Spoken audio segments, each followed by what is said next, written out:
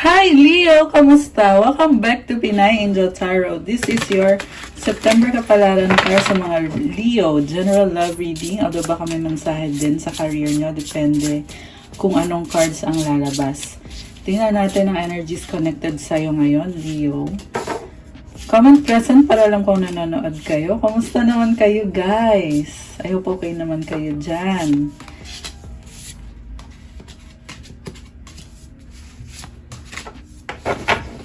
Kuha ko din kayo ng oracle message. Mamaya babasahin natin sa libro ang kahulugan ng oracle card na nakuha natin para kay Leo. Tapos meron tayong isa pang oracle card connected sa love life mo. Okay. If you could do anything, what would it be? The answer dwells in your heart, not in your mind. For the heart is the gateway to the soul. So, kung may sitwasyon na kailangan mo magdesisyon, itanong mo daw sa puso mo, huwag sa isip mo. Kasi, yung puso mo, yan daw yung gateway sa soul mo. Ibig sabihin, connected yan sa soul purpose mo dito sa earth. Kaya, I feel like kailangan maingat ka sa mga desisyon na gagawin mo. Being too logical kasi minsan, pupunta ka din sa maling desisyon. Diba? So, make sure tanong mo din sa puso mo kung gusto mo nga ba yung gagawin mo or yung desisyon mo. By the way, this is for Leo, Sun, Moon, Rising, Venus signs. Check out your birth chart para malaman nyo kung pasok ba kayo sa reading ng Leo. Yung iba kasi hindi nyo pa alam yung birth chart mo ninyo. Kaya ko kailangan sabihin yon. Kasi kunyari, ang sun sign mo or yung zodiac sign mo is Libra. Kunyari lang ha, Libra yung sun mo, pero yung Venus mo pala ay Leo. So, ibig sabihin, pwede ka rin manood ng Leo reading. Ngayon, kung Leo naman yung zodiac sign mo or yung sun sign mo, tapos yung moon sign mo or yung Venus mo ay nasa Libra or sa Scorpio, pwede mo din panoorin yung mga reading sa sign na yon kasi magre-resonate din sa'yo yon. Okay, anyway, ang next card mo, Quicksilver Moon Changes. May nagbago sa iyo ngayon. Meron kang i-let go na person or situation. Kailangan harapin itong pagbabago na to, kung ano man to. Tingnan natin. So, from the tarot, overall energy is Page of Swords. Meron kang pinag-aaralan, pinaghahandaan. Naghahanap ka ng mga impormasyon. Okay. Naghahanap ka ng katotohanan. Okay, so tingnan natin yung sa person mo ha. Posibleng itong person mo ay nagsustalk sa'yo. Okay, wait lang. Kulang pa pala yung cards natin. Ace of Cups, new beginning. Okay. So, may gusto mag-offer sa'yo ng bagong simula. Maraming nangyari na pala dito pero bago tong offer na to. Same person, different offer. Minamanifest niya to. At, okay, tingnan natin ha. Sa recent past, Page of Pentacles, not recent past. Ito pala yung nararamdaman ng person mo ngayon.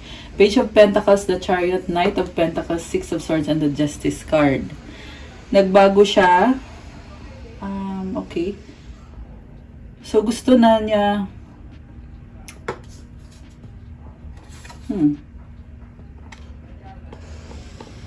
gusto na niyang tumalikod dito at unahin yung sarili niya. Umiwas sa'yo tong taong to Ang masakit pa nito guys kasi papalayo ng palayo itong taong to sa'yo.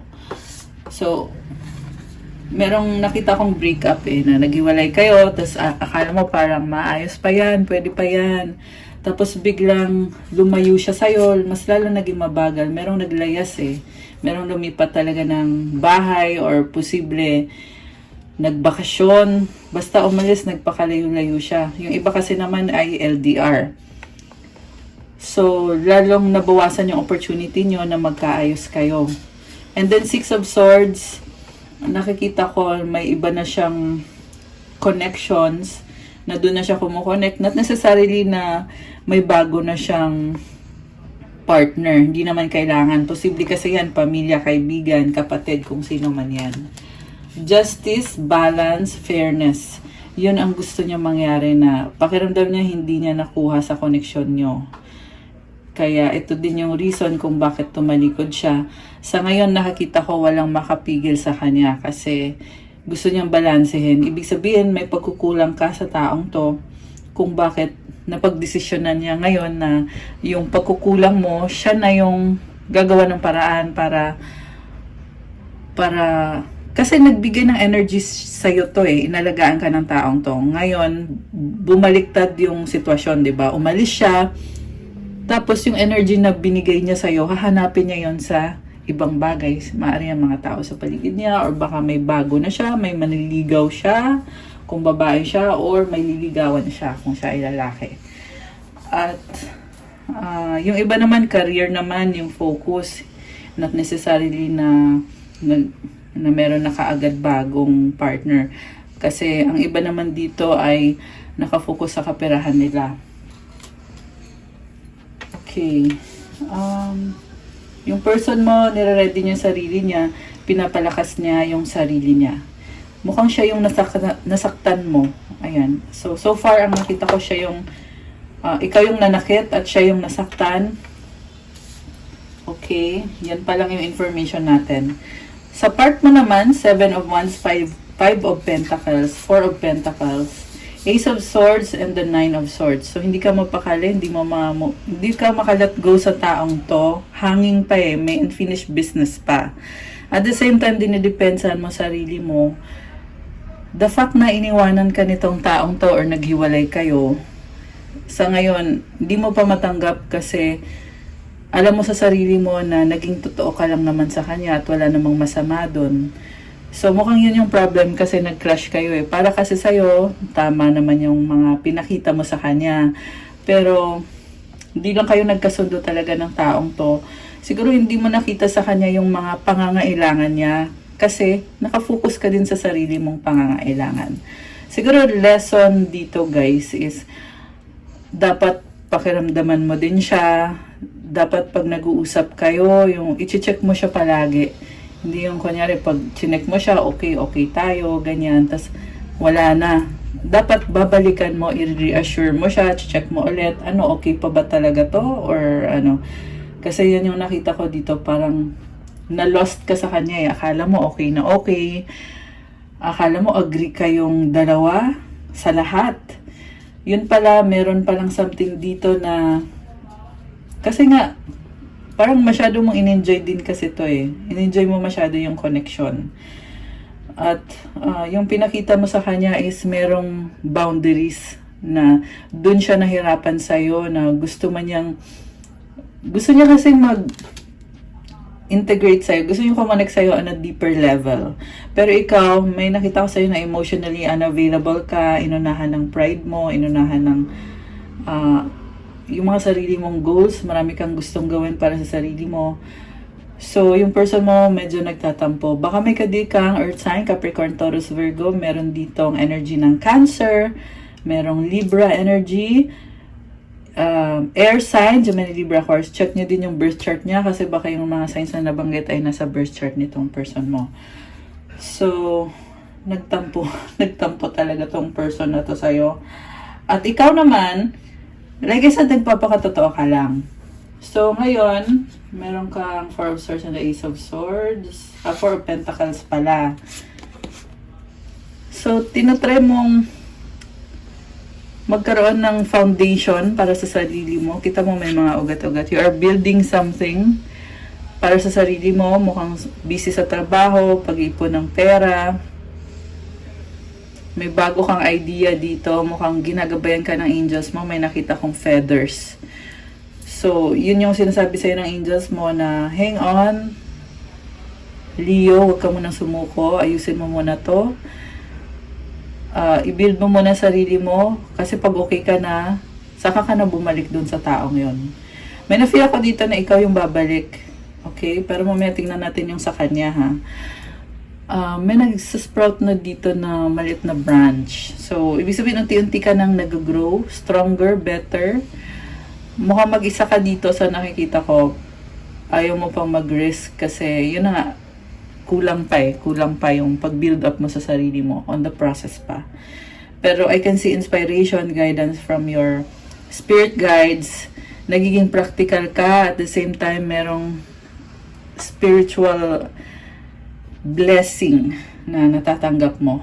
Kaya nakakapag-focus ka sa priority mo.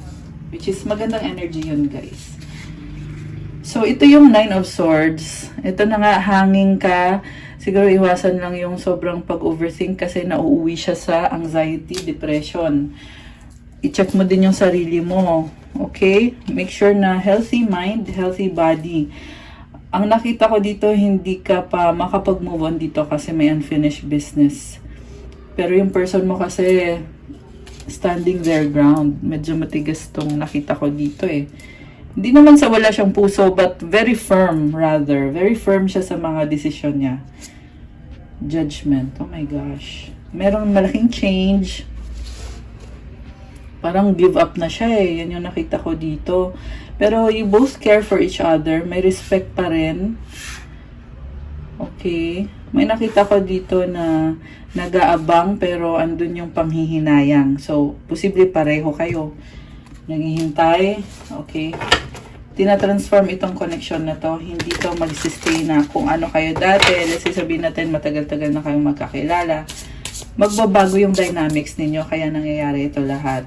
Yan ay kung pipiliin nyo pang ayusin o pipiliin nyo pang balikan tong taong to. Kasi there's always options available kung gugustuhin. So, okay. Tingnan natin muna yung sa'yo, Leo. Ano bang options ni Leo or mga choices? Strength, King of Pentacles, and the Fool. So, again, this is about money. So, may na-feel ako dito na missing in action ka kasi focus ka sa stability, career, finances. And, hindi madali sa'yo itong mga nangyayari, pero kayang-kaya mo. Ayan, yan yung nakakatuwa dito kasi may strength card ka eh. This is actually Leo energy. Okay, new beginning, bagong adventure para sa'yo, yung pag-focus mo ngayon. So, parang naging blessing patuloy yung pag-alis ng taong yan kasi lalo kang nagpupursige sa sarili mo. Pero, syempre, work in progress yan. Dapat talagang gawin mo talaga yung best mo na makapag-focus ka dyan kasi marami ka pa kasing minamanifest eh. So, you have to take it one step at a time. Take it slow but steady. Okay. Oh my gosh. Hinihintay mo siya, nasasaktan ka. May lumabas na third party. Okay. Sino nag-third party? Ikaw o siya? Death. Oh my goodness. So, third party yung dahilan. May nasaktan. May natuto. May umaayaw na. Queen of Swords. Ayaw na talaga. Nagkaroon ng realization. Okay. Seven of Pentacles. May na-establish na kayo eh. May pinagsamahan na. So, okay, ikaw to. Posible, may kadikang Scorpio. Meron din dito energy ng again, earth sign tsaka air sign. Earth sign, Capricorn, Taurus, Virgo, air sign, Gemini, Libra, Aquarius. Or kahit anong sign. So, alagang-alaga mo naman pala tong taong to eh. Alagang-alaga mo siya. Yeah. Kita mo yun, oh. Nagbunga na, tapos yung mga dahon-dahon. You nurture this person. Kaya ganun na lang yung inis mo at yung panghihinayang mo. Na bakit ka nagkakaganyan. Nagkikira ka pa rin sa kanya. Grabe. Parang nalungkot ako bigla. Kasi nakita ko dito yung Leo kung paano ka mag-care sa kanya. Pero, dahil nga sa pag-alis niya, parang ikaw mismo sinabi mo na din na give up na din ako, ayoko na din. May nakita ka ding mali sa taong yan, kaya lumabas tong Three of Swords. Kasi, may mga senyales na eh na meron na siyang iba. Or naghahanap na ng iba or nagtatry na magkaroon ng iba. Kaya ikaw dito, oo, alaga mo siya, minahal mo siya. Pero ngayon, nagsisink in na sa'yo eh na ay wala na, tapos na to. So, natututo ka rin. May butterfly dito, symbolizes transformation. Oh my gosh. Grabe!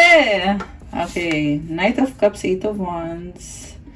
You still want her or him. Gusto mo pa rin siya. Oh! So, may mga options para sa'yo. Okay, at home ka sa kanya eh. At home ka sa kanya, may attachment. Obsession, stalking. Okay. So, isa-isahin natin ah. So, Knight of Cups, Eight of Wands. Okay. Nakita ko dito may mga needs ka sa romance department. Oh my gosh. Pasensya na guys, merong pumupukpok. I mean, di ko alam kung anong ginagawa dito sa building namin. Pero, ayan. Huwag nyo na lang pansinin. Tuloy natin. Okay. Maraming mangyayari pa sa'yo. Meron ako nakita ang communication. Iba-ibang tao makakasalamuhan ni Leo. Marami namang humahanga sa'yo eh. Cool na cool ka nga sa tingin ng mga tao sa paligid mo. Six of Wands, you'll gain recognition. Pero hindi ka makagalaw. Two of Cups. Okay.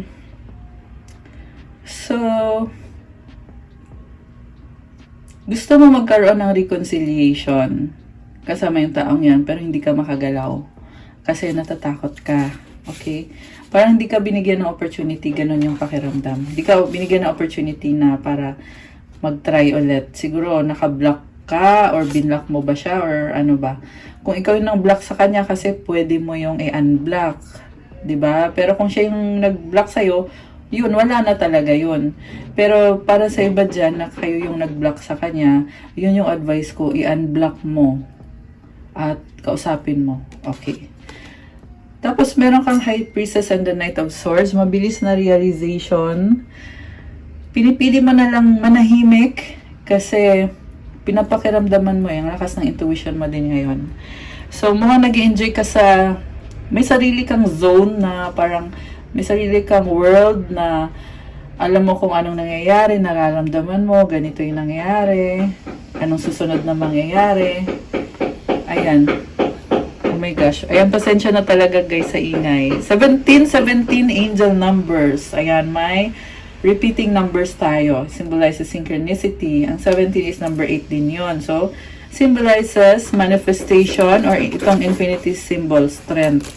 So, parang sinasabi sa'yo, Leo, na you are strong, you have focus, you have determination. Kaya, di mo kailangan sabihin yung mga plans mo, yung goals mo. Ayan, di mo kailangan ipaalam. You have freedom. Ayan, I love it. Four of Wands, and you will achieve happiness no matter what. So, may na-feel ka na posible na may ma-attract kang someone na bago, na magugustuhan yung vibe mo, yung aura mo. Magician, ready ka na. Nine of Cups.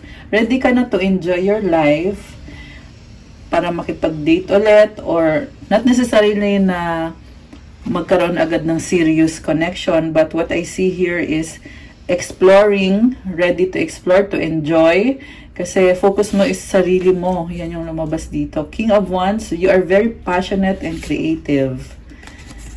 So, may nakita ko dito na you have two options. Pwede kang bumalik sa kanya, pwede ka ding maghanap ng bago. So, decision mo na lang talaga at ikaw naman ang makakapagsabi niyan. Kasi ito ay mga energies at guidance lang. So, kung ano yung maging decision mo, I feel like kailangan mong itanong sa puso mo kung sure ka na ba dyan. Kasi mukhang you're deciding on a logical sense. So, you also have to check your heart. Okay, yan yung mga advice ko sa'yo. Empress, oh my gosh. Parang, nahayaan mo yung universe na ibigay mo sa akin kung sino ang nararapat sa akin. At si universe naman ay sumasagot naman talaga at ibibigay din talaga sa'yo yan. So, Three of Cups, Five of Cups. Meron pa rin ako na-feel dito na lungkot. Pero guys, marami kang makikilala. Ayan, Leo. Grabe. Marami kang makakakilala. At desisyon mo na lang talaga. Okay? Iba-iba din kasi ng desisyon bawat isa. Kaya, hindi ako magsasabi ng isang main na desisyon. Basta guys, yun lang yung reminder ko sa'yo. Tanong mo din yung puso mo. Kunyari, kung maghahanap ka ng iba, tanong mo sa puso mo kung sang-ayon ba yung puso mo. Kasi yung isip mo gusto na eh. Gusto na hanap, mag-explore, pero yung puso mo, i-check mo rin. King of Cups. Ayan, oh, yung puso mo. Ace of Wands. Gusto mo ng someone na matindi yung attraction. Ayan. Mahal mo pa rin yung person mo, pero kinoconsider mo na talagang maghanap ng iba. Andito yung Five of Swords. Ay, sorry. Ito, Five of Swords. Tapos may Hangman. Kasi nakastuck. Kaya naiisip mo na maghanap ng iba. Si person mo, masaya siya sa mga desisyon niya. Tinapos niya to. Alam mo, minahal ka niya, pero kailangan daw tapusin para magbago. Kasi hindi na daw siya masaya sa mga nangyayari. Parang contentment issue.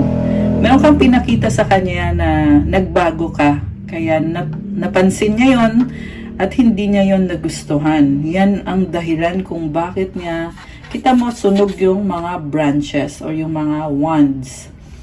Ibig sabihin, lahat ng mga ginawa niya dito sa connection ninyo, binawi niya lahat. Ganon. Pero like I said, naging masaya siya sa'yo. Andito yung Ten of Cups. Queen of Wands. Ngayon, lumakas ang loob nitong person na to. Very confident. Marami din humahanga sa kanya sa totoo lang. Kasi ano siya very charming, attractive. I feel like nag-evolve din itong person na to in their own way. This is also a very creative person. So, actually, pareho kayo, natitempt kayo sa isa't isa.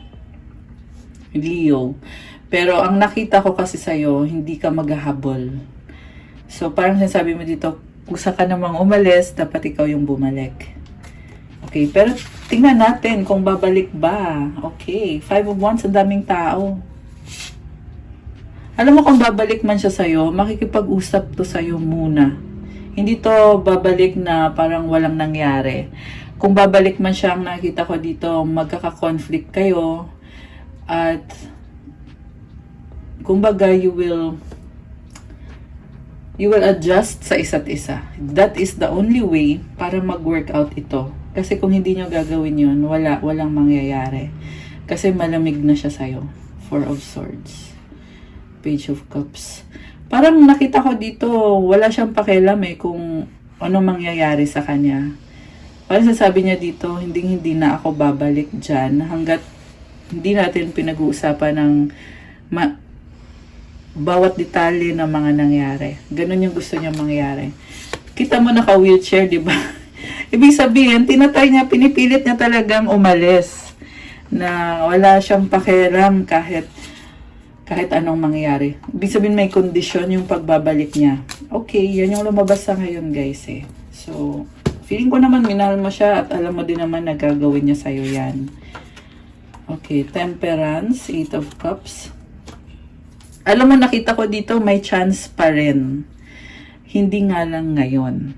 Kasi nakatalikod siya ngayon. So, still, ang nakikita ko is,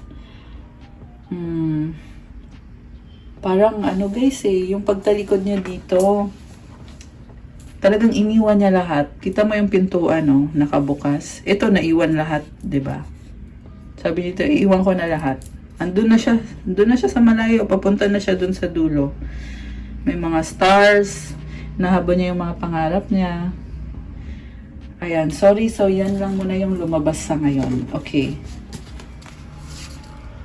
Tower, ayan sunog, 'di ba? Sinunog niya lahat. Ayoko na, may ganong vibe itong person na to.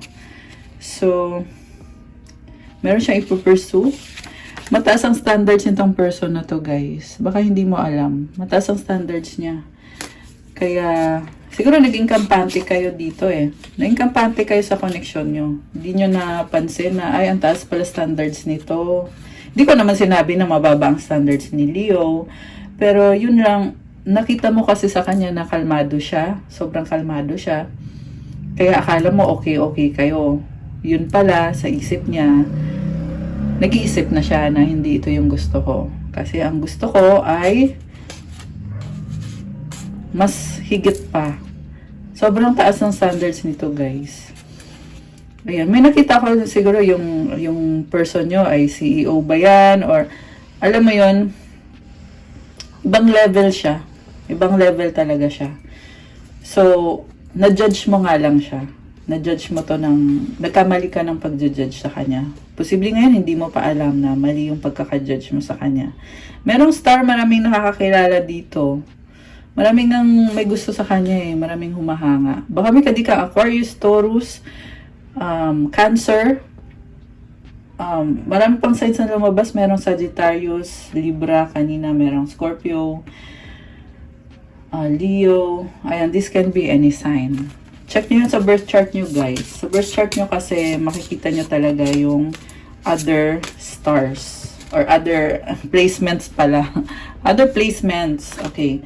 The outcome here is the Moon, Two of Wands, the Lovers. Big decision na babaguhin ang buhay mo. Nasabi ko na to ng paulit-ulit kanina, dapat yung decision mo, hindi lang isip yung gagamitin mo. Kasi may illusion dito, nabubulag ka ng illusion. Dapat gamitin mo din ang puso mo.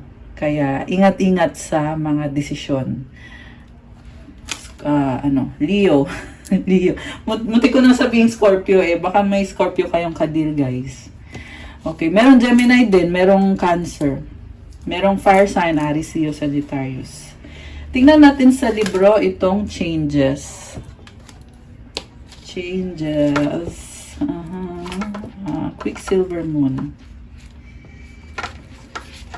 Nothing stays the same forever. If you want change, rejoice. If you're clinging on to a situation that may well have run its course, however, then this card is a gentle suggestion to release your grip. Nothing about your situation is currently firmly fixed. That can be a good thing, so stay open. Keep your eyes peeled for signs as well. In particular, notice the next song you hear. Is there a message in front of you about your question?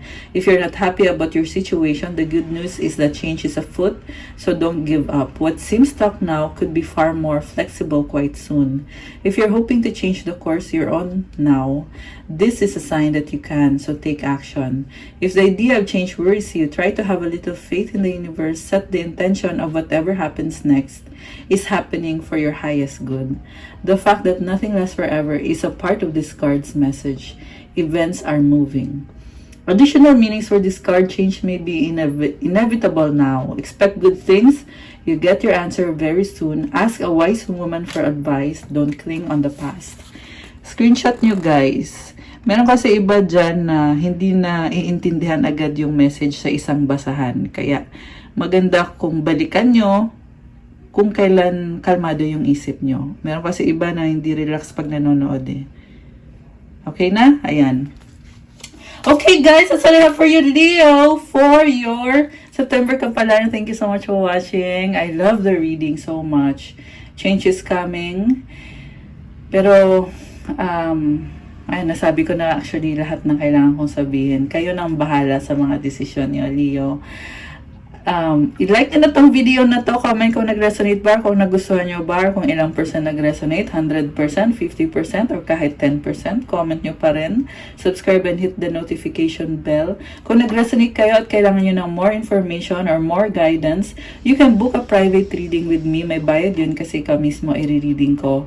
Message lang kayo sa Viber or WhatsApp para mas mabilis. Nasa description box po yung contact details.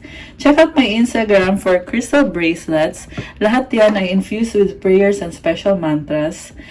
And, ayan, alagang-alaga ko yan. May mga rituals pa sa crystals to enhance the energy and to give you the best that you can possibly have for the crystal bracelet. Marami at iba-iba po yung benefits. Meron tayong for strong intuition, removes mental blocks, removes any kinds of blockages, depende kung ano yung target nyo. Meron tayong pang attract ng love. Siyempre, unblock ng chakras, opening of your chakras. Attract money, wealth, prosperity, abundance, good health. Negotiation, wisdom, intuition, clarity, focus, manifestation, motivation, determination. At marami pang iba. Tingnan nyo na lang sa Instagram ko at i-message nyo ako. Thank you, Leo! Have a good day. God bless you all. Stay safe. I love you guys. See you again soon. Bye! Like kayo at comment kasi pag maraming likes and comments, yung pinakamaraming zodiac sign na maraming likes at comments, ginagawan ko ng bonus reading.